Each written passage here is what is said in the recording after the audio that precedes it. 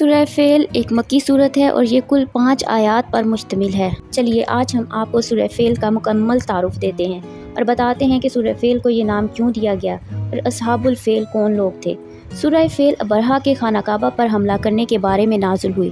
اللہ تعالیٰ نے پرندوں کے ذریعے اس لشکر کو عبرت کا نشان بنایا تھا۔ فیل عربی زبان میں ہاتھی کو کہتے ہیں۔ اس صورت میں ابرہہ کے لشکر کو اصحاب الفیل یعنی ہاتھی والے کہا گیا ہے، کیونکہ انہوں نے ہاتھیوں کے ذریعے مکہ مکرمہ پر حملہ کرنے کی کوشش کی۔ ابرہہ یمن کا حکمران تھا۔ اس نے یمن میں ایک عالیشان کلیسا تعمیر کر کے یمن کے لوگوں میں یہ اعلان کروا دیا کہ آئندہ کوئی شخص حج کے لیے مکہ مکرمہ نہ جائے اور اسی کلیسا کو بیت اللہ سمجھے۔ اس اعلان سے عرب کے لوگوں میں غم و غصہ کی لہر دوڑ گئی اور ان میں سے کسی شخص نے رات کے وقت اس کلیسا میں جا کر گندگی پھیلا دی۔ ابرہہ کو جب یہ معلوم ہوا، اس نے ایک بڑا لشکر تیار کر کے مکہ مکرمہ کا رخ کیا۔ راستے میں عرب کے کئی قبیلوں نے اسے روکنے کی کوشش کی، لیکن ابرہہ کے لشکر کے ہاتھوں انہیں شکست ہوئی۔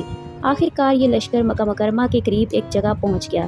اگلی صبح جب اس نے بیت اللہ کی طرف بڑھنا چاہا تو اس کے ہاتھیوں نے آگے بڑھنے سے انکار کر دیا۔ اس وقت سمندر کی طرف سے عجیب و غریب قسم کے پرندوں کا ایک گول آیا اور پورے لشکر پر چھا گیا۔ ہر پرندے کی چونچ میں 3 کنکر تھے جو انہوں نے لشکر کے لوگوں پر برسائے۔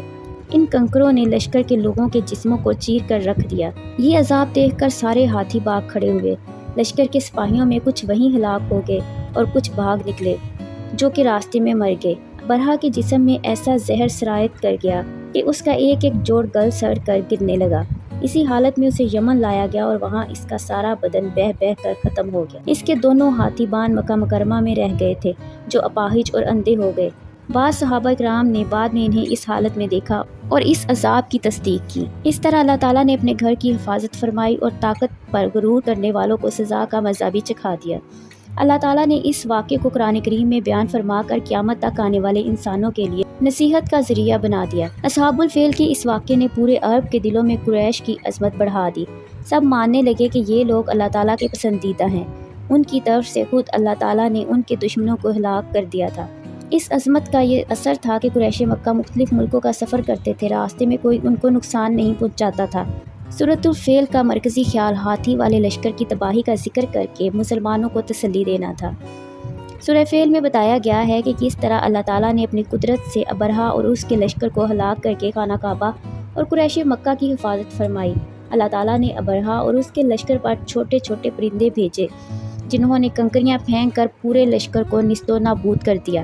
اس صورت کے مطالعے سے معلوم ہوتا ہے کہ سب سے بڑی طاقت اللہ تعالیٰ کی ہے اور جب کسی بڑے لشکر کو ہلاک کرنا چاہے تو چھوٹے پرندوں کے ذریعے بھی ہلاک کر سکتا ہے۔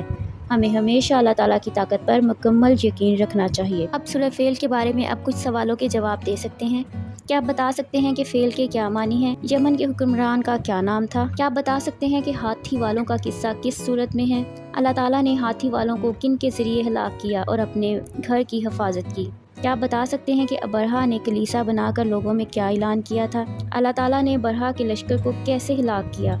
کیا آپ بتا سکتے ہیں کہ اصحاب الفیل کن لوگوں کو کہا جاتا ہے؟ ہمیں کمنٹ کر کے ان سوالوں کے جواب ضرور دیجیے گا۔